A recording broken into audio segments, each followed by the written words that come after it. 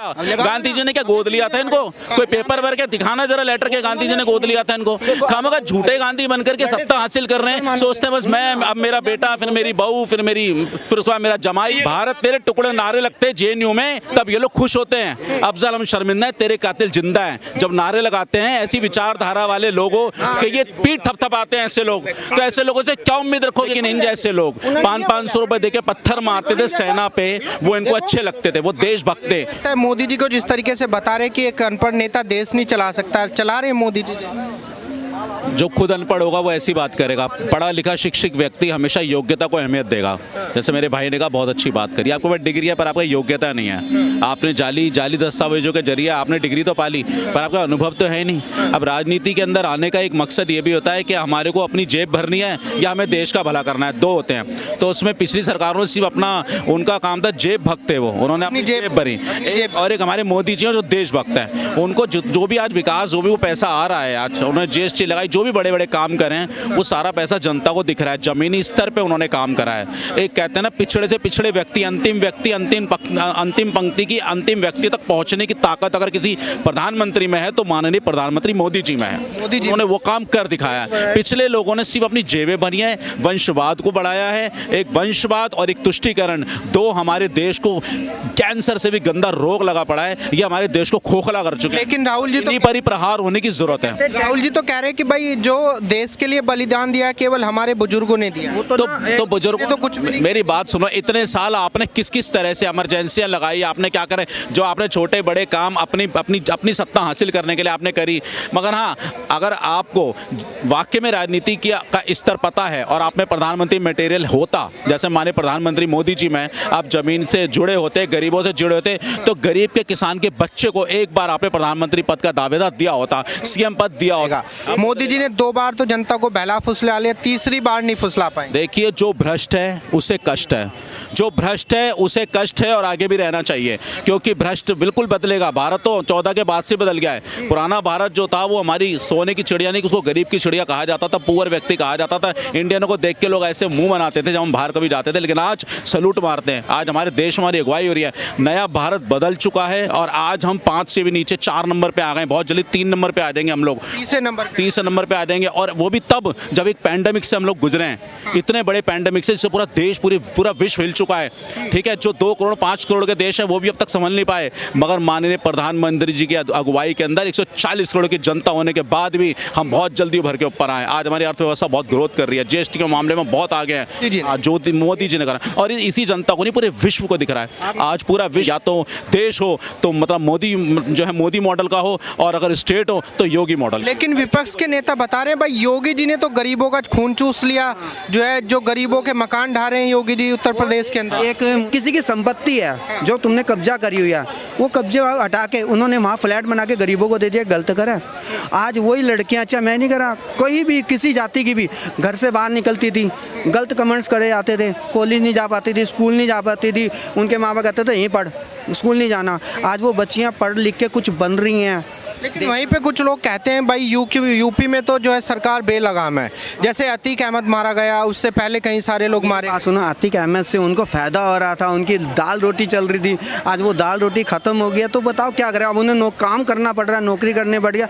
अब तो फिर उन्हें पुराना टाइम तो याद आएगा कि हम तो बिना हाथ पैर चले, हमें पैसे मिलते थे, खाना मिलता था, हम जो मर्जी कहीं भी घूम सकते थे। सिर्फ अतीक अहमद की पलटी है, गाड़ी तो पहले किसकी पलटी थी? विकास दुबे। क्या वो मुस्लिम था? अगर ये कहते हैं मुस्लिम तुष्टीकरण हो रहा है, विकास दुबे, मोदी जी ने आने से पहले बोला था, उनका पहला स्पीच होगा, आप खोल के देखना नेट पे, सर्च पे, आज भी वो जो है उसमें है, पब्लिक डेमोनो में आप देखना।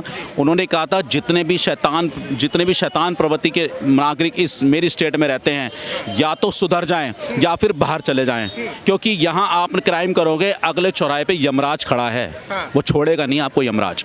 तो जितने भी थे काफ़ी हद तक तो भाग गए, कुछ रह गए थे, उन लोगों के माफियाओं का इतना ज़बरदस्त था, उनको तब भी घमंड एटीट्यूड था, हमें तो योगी कुछ नहीं कर सकता। तो योगी जी ने घर में घुस के उनको निकाला है, जमीनों दोष करा है, वो काम करा है, तो जो बोला है वो करके दिखाया अगलों ने। लेकिन वहीं पे बोल रहे हैं भाई कोर्ट कचहरी से क्यों नहीं योगी जी काम लेते? रेप हो गया वहाँ, अभी योगी से पूछे उनके संसद में क्यों रेप हो गया। कहाँ हुआ कौन सी संसद में? राहुल गांधी रोड पे निकला था, कहाँ? सोनिया गांधी रोड पे में वो आ जाते खालिस्तानी। आप मानते हैं कि खालिस्तानी आए थे किसान आंदोलन में? एक सेकंड, इधर इधर इधर। ऐसे इन पे ना जवाब है, ना तर्क है, ना कुछ है। अभी इन्होंने, आप इनको चांद दिखाओ या आपकी उंगली की गलती निकालेंगे। ये बोलेंगे आप तो उंगली इधर है, चांद तो उधर है, ये वो नहीं देखेंगे, हम दिखा रहे हैं। भाई सब ने एक एग्जाम्पल के तौर पे बात रखी कि हमारे देश में बेरोजगारी, एक मिनट, हमारे देश में बेरोजगारी आज की नहीं है समस्या, पुरानी समस्या है। आज बेरोजगार फिर भी काफी हद तक सशक्त हो गया, मेहनत करना जानता है, काम करना, स्किल इंडिया के माध्यम से डेवलपमेंट हो रहा है देश। लेकिन इन जैसे लोग 500-500 रुपए देके पत्थर मारते थे सेना पे, वो इनको अच्छे लगते थे, वो देशभक्त थे जो सेना को मारते थे। ये सेना को बोलते रावण, तो ये खुश है। भारत तेरे टुकड़े होंगे, एक मिनट, भारत तेरे टुकड़े होंगे के नारे लगते हैं, तब ये लोग ताली बजाते हैं, खुश होते हैं। भारत तेरे टुकड़े नारे लगते हैं जेएनयू में, तब ये लोग खुश होते हैं। अफजल हम शर्मिंदा है, तेरे कातिल जिंदा है। जब नारे लगाते हैं ऐसी विचारधारा वाले लोगों के, ये पीठ थपथपाते हैं ऐसे लोग, तो ऐसे लोगों से क्या उम्मीद रखोगे? कभी अच्छे का उन्होंने सपोर्ट लिया ही नहीं लास्ट तक, क्योंकि जैसे का खाया अन्न वैसा हुआ मन, वैसा हुआ मन। नहीं, उनका मानना है कि मोदी जी देश नहीं चला पा रहे, एक अनपढ़ आदमी देश नहीं चला सकता। हाँ तो लिया हो ना, योग्यता वाला कौन है आपके पास? कौन सा योग्य है? कि राहुल गांधी जैसा नेता चाहिए, पढ़ा लिखा, जो विदेश से पढ़ा लिखा है, इतना पढ़ा लिखा है जिसको ये नहीं पता कि जनेऊ कहाँ डालते हैं कपड़ों के ऊपर, और इतना पढ़ा लिखा। भाई साहब अनपढ़, सारी बात, एक मिनट, अनपढ़ से अनपढ़ व्यक्ति भी अपने बाबा के नाम से आता है, जो अपने बाबा का नाम तक नहीं ले सकता, वो व्यक्ति काहे का पढ़ा लिखा होगा? उसका बाबा कौन है? पारसिया खान है। क्यों नहीं लगाता पारसिया खान? गांधी के नाम से क्यों वोट घूम रहा है राहुल गांधी? मैं पूछना चाहता हूँ, गांधी कहाँ से गांधी लग गया? वो झूठ की पूरा पुलिंदा अगर है, सर के बाल से नीचे तक भ्रष्टाचारी है, तो राहुल गांधी, गांधी परिवार, ये भ्रष्टाचार करने वाले लोग हैं। बस ये लोग उनको सपोर्ट कर रहे हैं जो आतंकवाद का सपोर्ट करते हैं। आज हमास के साथ पूरा कांग्रेस पार्टी खड़ी है, गठबंधन खड़ा है हमास के सपोर्ट। वो ये बोले भाई गांधी, अगर गांधीवाद किसी के खून में है तो वो सिर्फ गांधी परिवार के। कैसे? गांधी जी का बहुत बड़ा योगदान था, पर ये कहां से आ गए? ये कौन से गांधी के कौन से परिवार से हैं? ये इनका परिवार गांधी से काम लिप्त है। नेहरू जी के परिवार से हैं। नेहरू पंडित थे, उनकी बेटी इंदिरा ने शादी करी फिरोज खान से, बेटा हुआ राजीव गांधी, तो वो राजीव खान तो होगा। आप तो हाँ, राजीव खान होगा तो गांधी कहां से हो गया? गांधी जी ने क्या गोद लिया था इनको? कोई पेपर भर के दिखाना जरा लेटर के गांधी जी ने गोद लिया था इनको। खामखा झूठे गांधी बनकर के सत्ता हासिल कर रहे हैं, सोचते हैं बस मैं, अब मेरा बेटा, फिर मेरी बहू, फिर उसके बाद मेरा जमाई, फिर जमाई की बेटी, ये सब करेंगे क्या? ये नहीं चलेगा देश के अंदर। अब देश का नुक्कड़ पे, जो चौराहे पे चाय वाला भी आज प्रधानमंत्री है, तो देश का कोई भी पिछले व्यक्ति आज हमारी प्रधानमंत्री, वो राष्ट्रपति बनी है द्रौपदी मुर्मू, पहली बार हुआ है इस देश में, पहली बार हुआ है। आज कि उनसे तो संसद भवन का उद्घाटन तक नहीं मोदी जी ने कराया। देखिए मेरी बात सुनो, इनको कुछ ना किसी बात पे उंगली करनी है। जब वैक्सीन मोदी जी ने बनाई थी इसी देश में, सारे देशों में मोदी जी ने वैक्सीन पहुंचाई, हमारे देश के हर एक व्यक्ति को हम फ्री में वैक्सीन लगाई है, 200 करोड़ वैक्सीन लगाई है। तब भी इन्होंने क्या कहा? ये मोदी जी की वैक्सीन है, बीजेपी की वैक्सीन है, मत लगाओ। सारे इकट्ठे हुए थे और कितने लोग पानियों में मर गए, बह गए, इन्हीं की बदौलत मरे। यूपी में कितने लोग मरे इन्हीं के मना करने की वजह से। इन लोगों ने कितने लोगों को मरवा दिया। इन्होंने हमेशा सही को गलत कहा है, हमेशा सही को गलत, आज भी है। एक बताओ, एक बड़ा सम्मानित पद होता है राष्ट्रपति जी का, अगर राष्ट्रपति जी का एक सम्मानित पद है, उनको तो हमेशा आना ही है संसद में, और वो कोई बहुत बड़ा मुहूर्त। देखो अभी अगुवाई जब हुई है 1 तारीख को, जब आए आपके पास संसद में, तब भी मुर्मू जी को बुलाया गया, सम्मानित है वो। और प्रधानमंत्री मोदी जी को छोटे मोटे पद के नहीं है, ये सारी जो कैबिनेट है राष्ट्रपति जी की रूपरेखा को देखते हुए उनसे सारी। कांग्रेस के नेताओं ने बोला कि मोदी जी को पसंद नहीं है जो अगर कोई दूसरा नेता उनकी बराबरी में आए, तो कांग्रेस। मेरी बात सुनो, ऐसे ये सिर्फ झूठ बोलते और कुछ नहीं करते। जब इनका जमाना था, मनमोहन सिंह जी प्रधानमंत्री थे, तब दुनिया ने देखा है, हमें बताने की जरूरत नहीं है। हमेशा कोई चेयर पे, कहीं विदेश में भी जाते थे, सोनिया गांधी जी बैठती थी प्रधानमंत्री की चेयर पे, और प्रधानमंत्री जी बेचारे कोने में खड़े रहते थे हाथ जोड़ के।